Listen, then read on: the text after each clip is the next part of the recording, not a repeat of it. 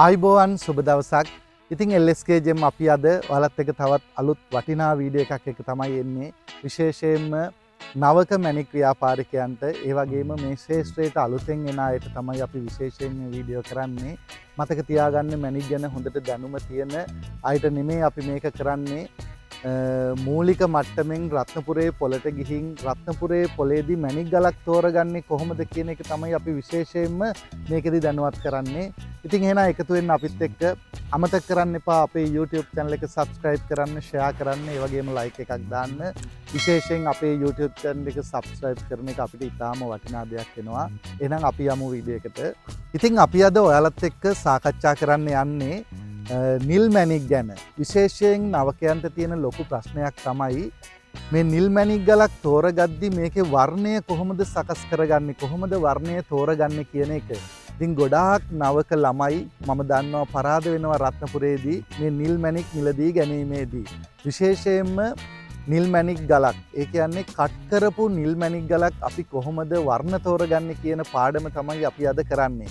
ඉතින් මම ඕගොල්ලන්ට පැහැදිලි කරලා කියන්නම් සරලව කොහොමද අපි මේ නිල් මැණික් ගලක් තෝරගෙන වර්ණ හරි විදිහට ගන්න කියන එක ඕගොල්ලෝ දැනුවත් කරන්නම්. දැන් ඔයාලට මේ දකින්න තියෙන්නේ නිල් මැණික්. මේවට අපි කියනවා බ්ලූ සෆයර් කියලා, කොරන්ඩම් වර්ගයට අයිති මැණික් වර්ග. ඉතින් විශේෂයෙන්ම අපි ගන්නවා මෙතන ඕගොල්ලන්ට තියෙනවා මේ කළු පාටට පේන මැණික් ගල්. මේවට අපි කියන්නේ ලංකාවේදී කාක නිල් කියලා. මේකට අපි ඩාර්ක් බ්ලූ කියනවා. ඔය වගේ මේ වර්ණය අඩු වෙද්දී ඊළඟට රොයල් බ්ලූ වෙනවා. ඔය විදිහට වර්ණය සකස් වෙලා යනවා මේ මැණික් ගල් වල. අවසානයේ අපිට දකින්න තියෙන්නේ මේ වර්ණ නැති වයිට් සෆයර් එක. ඉතින් විශේෂයෙන් මේ තමයි නවකයෙක් අඳුර ගන්න ඕන ගල් ටික. විශේෂයෙන්ම නවකයෙක් මතක තියාගන්න ටීවී එකක තියෙන රූප සටහන් වලින් මේක දැකගෙන ඔයගලන්ට රත්නපුරේදී මැණික් ගලක් තෝරගන්න අමාරුයි. ඉතින් විශේෂයෙන්ම ඔයගොල්ලෝ මතක තියාගන්න මේක නැචරල් මැණික් වලින්ම ඔයගොල්ලෝ ඉගෙන ගන්නවා නම් ඔයගලන්ට ඉතාම පහසුවෙන් මේ මැණික් ගල් අඳුර ගන්න පුළුවන්.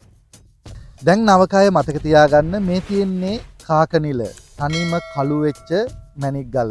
අපි ඒක මිලදී ගන්න නෑ රත්නපුරේදී. ඊළඟට ඊට වඩා තරමක් නිල් චුට්ටක් කියන ගලක්, ඊළඟට ඩාර්ක් බ්ලූ එක, අපි මේවත් කාක නිල් වලට තමයි ගන්නෙ. විශේෂයෙන් මේවා අපි වෙළඳපොලේදී මිලදී ගන්න නෑ. විශේෂයෙන් නවකය මතක තියාගන්න මේ කාක නිල් මිලදී ගන්නවා නම් අපිට ඕඩර් එකක්, ඒ කියන්නේ කාට හරි ඉල්ලුමක් තිබ්බොත් විතරයි අපි මිලදී ගන්නෙ. ඊළඟට ඕගොල්ලන්ට පේනවා මෙතන තියෙනවා මැණික් ගල් දෙකක්.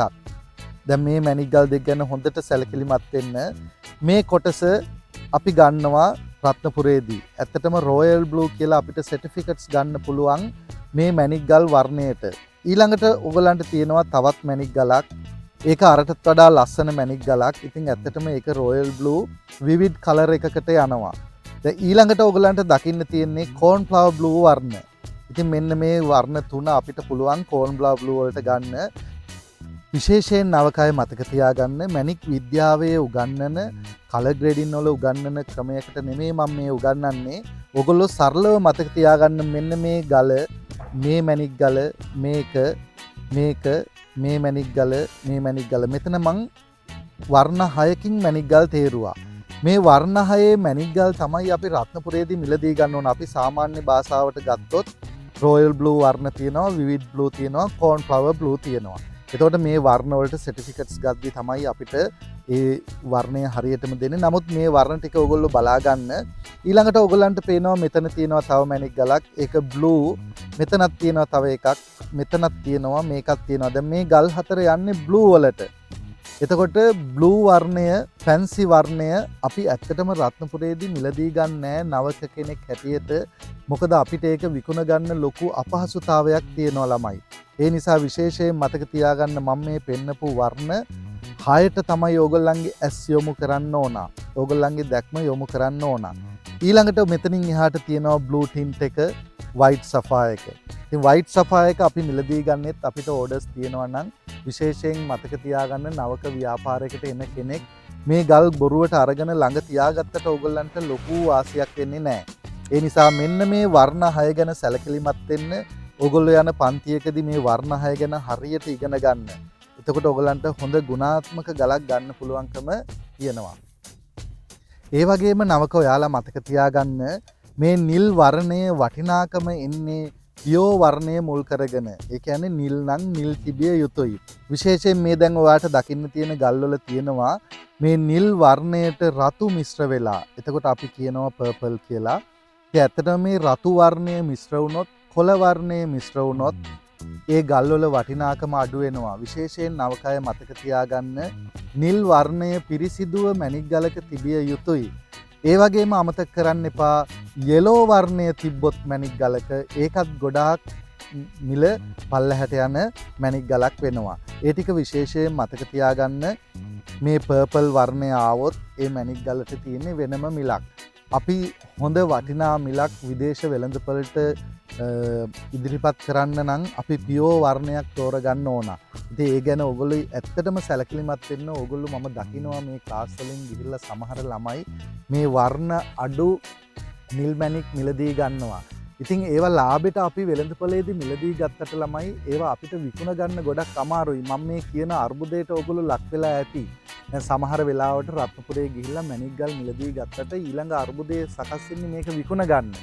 විශේෂයෙන් නවකය මේ ෆීල්ඩ් එකේ දිගටම යන්න අදහස් කරන අය මතක තියාගන්න මේ වර්ණය වටිනා වර්ණයෙන් යුතු ගල් ටික තෝරගත්තොත් ඔයගොල්ලෝ ඉවසීමෙන් ඔයගලන්ට මේ ගමන ඉස්සරහට යන්න පුළුවන්. තව පුංචි දෙයක් මම ඔයගලන්ට මේ සම්බන්ධව කියන්නම්. මතක තියාගන්න මේ නියම වර්ණයේ තියෙන ගුණාත්මක මැණික් ගල ළඟ තියාගත්තත් ආයෝජනය වෙනවා. මේ වර්ණ අඩු මැණික් ගල් ළඟ තියාගත්ත කියලා ආයෝජනය වෙන ප්‍රමාණය ගොඩක් අඩු වෙනවා. ඒ නිසා විශේෂයෙන් මේ වර්ණය ගැන සැලකිලිමත් වෙන්න. ඒකලා මතක තියාගන්න නවකයේ යන පන්තියකින් හොඳට ඉගෙන ගන්න මේ බ්ලූ සෆයර් ගලේ වර්ණය ඇතුලේ හොඳට සකස් වෙලා තියෙන්න ඕන. පැතිරිලා තියෙන්න ඕන. ඒ පැතිරිලා තියෙන බව අඩු වුනහම ඒ ගලේ වර්ණ වෙනස් වෙනවා. අඳුරට හැරෙනවා, ලයිට් වෙනවා, ඔය වගේ ප්‍රශ්න එනවා. ඒක වර්ණ සකස් වුණු බව හොඳට අඳුර ගන්න ඕන. ඉදිරි පාඩම් වලදී මම ඔයගලන්ට සරලව කියා දෙන්නම් කොහොමද වර්ණ සකස් වුණු බව අඳුරගන්නේ කියලා. ඒ ඇත්තටම මේ මැණික් ගලක් තෝරගද්දී මේ නිල් මැණික් තෝරගද්දී ඔයගොල්ලෝ විශේෂයෙන්ම මම මේ කියපු කාරණා මතක තියාගන්න. විශේෂයෙන් අපිට අවශ්‍ය වෙන ගුණවත්ම මැණික් ගල ගන්න ඔයගොල්ලෝ තීරණය කරන්න. අනිත් මැණික් ගල් අපි මිලදී ගන්නවා නම් අපි මිලදී ගන්න ඕන අපිට ඒකට අදාළ ඉල්ලුමක් තියෙනවා නම් තමයි. ඔයගොල්ලෝ ළඟ තියාගන්න ඒක ගන්න එපා. ඉතින් මම විශ්වාස කරනවා ඔයාලට මේ නිල් මැණික් ගලක වර්ණය තේරීමේදී පොඩි දැනුමක් මේකෙදී ආවා කියලා. ඉතින් විශේෂයෙන් ඔයගොල්ලෝ සහභාගී වෙන පන්තියකදී මේක වැඩි වශයෙන් ඉගෙන ගන්න. ඒ වගේම ඔයගොල්ලෝ විශේෂයෙන් රත්නපුරේදී මේ ගැන හොඳින් ඉගෙන ගන්න. ඉතින් අපි තව වර්ණයක් එක්ක තව වර්ණයක් අපි ඔයගලන්ට කියා දෙන්නම් ඊළඟ පාඩමකදී. මේක හොඳට හිතට අරගෙන ඔයගොල්ලෝ මැණික් ව්‍යාපාරේ රැඳී ඉන්න උත්සාහ කරන්න. ඒ ගැන අපි බලාපොරොත්තු වෙනවා අලුත් මැණික් ව්‍යාපාරිකයෙක් ගිහි වෙන්න. ඒ වගේම මම ඔයගලන්ට තව පුංචි දෙයක් කියන්නම්. මේ ගැන මේ නවක පිරිස සහ ප්‍රවීණ පිරිස මගෙත් එක්ක අමනාප වෙන්න එපා. විශේෂයෙන් ඔයාලා රත්නපුරේ වෙළඳපොළට යද්දී නොවටිනා ගණන් දීලා මැණික් ගන්න එපා. අද මේ වෙද්දී රත්නපුරේ වෙළඳපොලේ නොවටිනා ගණන් වලට මැණික් විකිනෙනවා. ගොඩක්ම ඇත්තටම මම මේකට චෝදනා කරනවා මේ පන්ති වලින් එන ළමයි පන්ති වලට ගිහිල්ලා ඔන්ලයින් ඉගෙනගෙන රත්නපුරේට ඇවිල්ලා මේ මැණික් වල මිල ගණන් හරියට දන්නේ නැහැ. ඉතින් ටික දවසකින් ඒගොල්ලෝ මැණික් ව්‍යාපාරේ නතර වෙනවා. නමුත් අපි පවත්වාගෙන ආපු ව්‍යාපාර පද්ධතිය දැන් කඩා වැටෙනවා. ඇත්තටම සමහර වෙලාවට දෙමෝවතේ මැණික් විකින්නවා බැංකොක් නගරේ විකිනෙන්නේ නැති තරම් මිලවල් වලට. ඉතින් විශේෂයෙන් ඔයගොල්ලෝ තේරුම් ගන්න සල්ලි තිබුණා කියලාම මේ මැණික් ව්‍යාපාරේ කරන්න බෑ. මේක ස්ථාවර මට්ටමක තියාගන්න ඕනි. විශේෂයෙන් මතක තියාගන්න අපි රත්නපුරේට ගිහිල්ලා මැණික් ගලක් මිලදී ගත්තාම ඒක විකුණනකම් අපේ අතේ මැණික් ගල තියෙනවා. ඊළඟට ඒකට යන කාලය සමහරට මාස 5ක් තියෙන්න පුළුවන් 6ක් තියෙන්න පුළුවන්. ඒ නිසා විශේෂයෙන් ඔයගොල්ලෝ තීරණය කරන්න රත්නපුරේදී නියම මිලකට මැණික් ගල ගන්න. අනවශ්‍ය මිලවල් වලට මැණික් ගල් ගන්න හදන්න එපා. මේ නවක පරපුර ඇත්තට මේකෙන් රත්නපුරේ මැණික් ව්‍යාපාරෙත් කඩා වැටෙනවා. අනාගත මැණික් ව්‍යාපාරෙත් කඩා වැටෙනවා. ඒ නිසා මම ආරාධනා කරනවා හරි විදිහට පන්ති වලින් ඉගෙනගෙන ඇවිල්ලා මැණික් ගලක් මිලදී ගන්න කියලා. ඉතින් එහෙනම් අපි තවත් අලුත් වීඩියෝ එකකින් මුණ ගැහමු. හැම දිනාටම සුබ දවසක්.